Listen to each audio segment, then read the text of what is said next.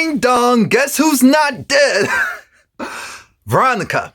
Veronica is who isn't dead. Like we figured she wouldn't be dead. I already told you that evil does not die. It just morphs and changes into something else. Hello guys, Romie Reviews here. Please like, comment, subscribe. So I figured I wanted to put more of a focus back on my content. So what that means is I'm going to try to make sure that things are just more consistently concise, because I put up videos. I put up videos in a certain time frame. That's not an issue. But I want to make sure things are more concise. My mind is all over the place. So without the source material in front of me, I go all over the place. So we're going to be more focused in 2019. All right. The episode starts off with Candace and Charles. Charles wants to kick her out. And Candace is over it. Charles is trying to go and put on this, I'm so sorry. I feel bad. I feel terrible.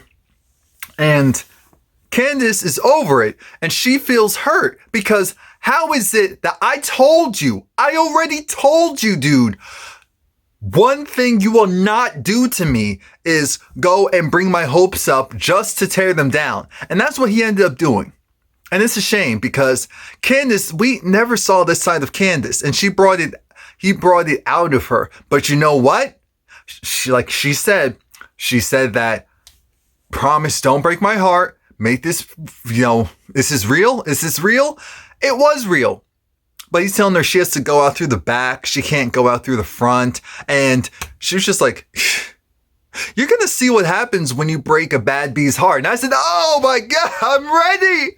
Oh, Bad Bee Candace is back. Bad Bee Candace is back. I am so ready, because since she comes back, I think she forgot something. And like I said, that's when she went and told Charles about, Bad Bee Candace. And she said, watch, you go and do anything, I'm coming after you. And I said, I'm ready. I'm ready for all of it. His security team essentially dragged her out of the house, which hurt my feelings. And then we see David. David is looking at his wife, who is supposedly dead. I'm thinking, we're really trying to believe this? Really? David's on the phone with Jim, and Jim's going to come over to pick him up. So then David finally goes and leaves. And that's when Veronica, like the Exorcist, comes back. I said she was holding her breath the entire time. She was holding her breath the entire time, waiting for this dude to leave. Waiting for him to leave. And I love it. I love each and every dang moment of it. Oh yeah, sidebar, Queen Sugar's on tonight. So you know what that means. Queen Sugar recap tomorrow. And yeah, remember my ASMR channel, Romie Whispers ASMR. Now, Jeffrey, those are shameless plugs. I'm not distracted. Jeffrey, he goes to the hospital to check on, Justin. And Maddie's there. Madison's there. After a quick little banter about Justin being there, Madison didn't know. Why would Madison? Madison does not like. Why would he? Justin is hurt. He's hurt real bad. They learned from the doctor, who Madison Page is, that Justin was attacked, that he was raped, and he was unconscious. I'm thinking, I don't care. Jeffrey didn't go to see him. I don't know if it was because of guilt or if he wanted to confront his parents for setting that up. Who knows? What I do know is he didn't go and see him, and I said, that's a start.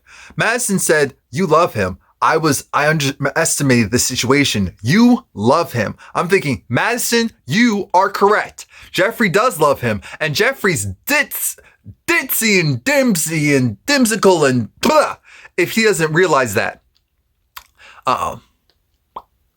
Yeah.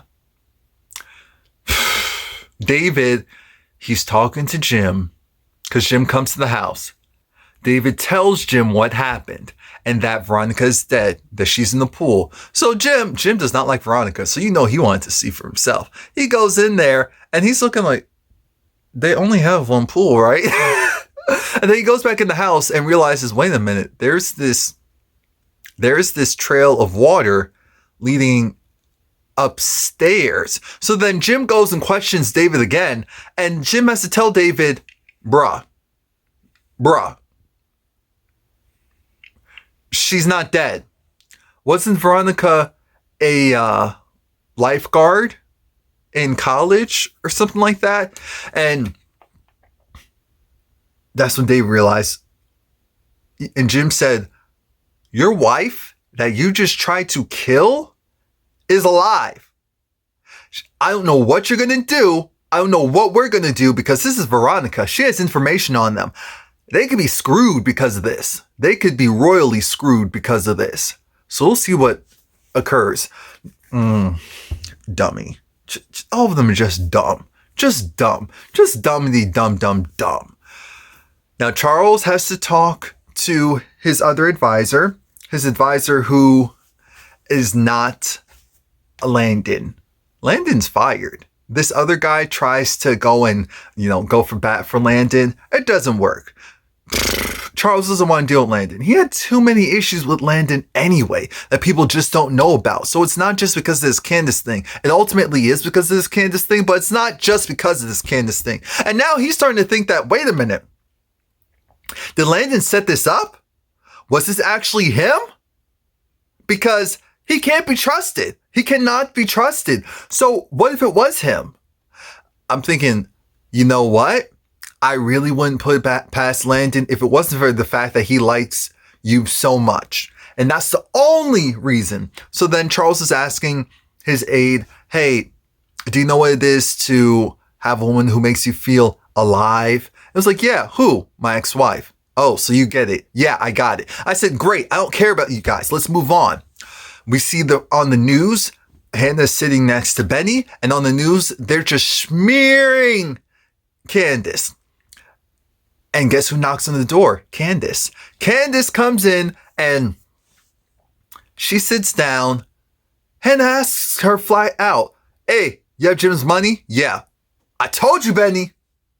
But I'm going to give it back. Well, you're going to give it back, right? Originally I was, but now I don't have anything. And Hannah had to tell her daughter, hey, the money is not yours, so you still don't have anything anyway. Hannah, even though you're right, that wasn't right. But what matters is Hannah's just trying to get Candace to realize that, hey, it's not your stuff, so you can't go and talk like it's your stuff. I said, fair point. Very fair point. But Candace said, can I stay here? And she said, are you going to give back the money? Yes. As long as you're doing the right thing, you always have a home with me. That was always the issue. But if you're on this new path, then I'm going to be on it with you. And I'm glad. I was so happy. Again, that's not exactly what she said, but I felt like what I said was better. So that's what came out of my mouth. Veronica wants revenge. She is the black widow. She's wearing all black. The wig is black and short, so she's edgy. The lips are black. She means business. She's wearing this black coat, leather pants, and she goes down there and says that she has 5 constituents that need to be released from jail. And she tells the officer, do it now. Hello, I called the judge. What are you waiting for? And her usual Veronica factor, but I said, oh, she's going to use them. She's going to use them. Watch. She is going to use them. Guess who still has RK's number? Actually, no, he doesn't. He called the artesian. The artesian went and gave Wyatt RK's number. So now Wyatt calls RK because he wants a fix. He wants a re-up. Whatever was mixed in with the drugs didn't kill him, so he wants more of it. And so he says he has some studded earrings. And RK's like, but But he agrees to it because he doesn't have any money right now. So he's going to call his dealer, get more stuff, and we're going to be good. But then he calls Candace again. And Candace finds out from him that, hey, Rocky and Broderick, they went and told your business to this high-powered government guy. I don't know what it is, but they know everything. You can't go back to the hotel because there's surveillance. They have surveillance of you. They have surveillance. You need to steer clear, baby girl. And I appreciate the loyalty. I do appreciate the loyalty. I do. RK gets on my nerves, but I appreciate the loyalty. He's not a snitch, and he's loyal. As long as you're loyal to him. Okay, some redeeming qualities. Jim comes back to his home, and guess who he sees? He sees the Attorney General. So he invites him inside, and I'm surprised Wyatt didn't come downstairs. That's what I was waiting for. While they were there, and I'm thinking, why is the alcohol right there? For Wyatt, it's in plain sight. Of course he's going to go drink. It wasn't even locked. But anyway, the Attorney General goes and tells Jim about himself. Like, hey, you're married to Catherine Cryer. You were sleeping with Candace Young. And so what happened? She swindled $8 million from me. $8 million? How'd she do that? Look, she's a lot smarter than she looks. Okay, so how about we go and you help me out. Well, I already see you're taking her down. Well, yeah, but I need some concrete. I need for you to really go in on this with me, because if we play this right, we could take her down and we can give you some new power. Now, that was the one part that confused me when he was telling the story about how, I guess with the DA, I think with the whole DA case against them, he said that we can either switch out the DA, which will solve all your problems, or put someone new that will have your best interest. So Jim's interested because remember, that case is looming over them. So if that's taken care of, Jim's going to be super happy. These guys are old, perverted men who have multiple things in common. And it looks like Candace is going to be screwed, which they were trying to do to her in the first place. Haha, jokes. Now, Veronica has one of the dudes that was in jail that messed up Justin. They did a fantastic job. Oh, yeah, they did. And Veronica now wants them to go and mess up. I was trying to figure out whose home was it. It looked like it was David's home.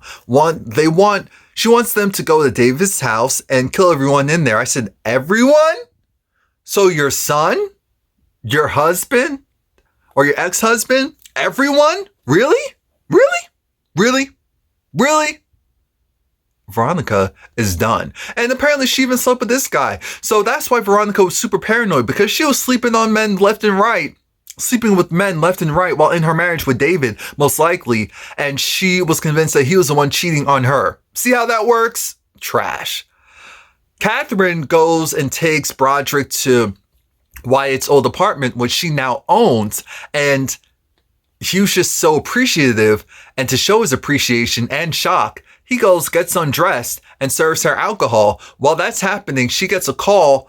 It wasn't too important as far as the call. It was something that kind of irritated her, because I think it had to do with the banks or whatnot. So she's going to go sleep with her man, and the episode ends with us seeing a preview of some people going to,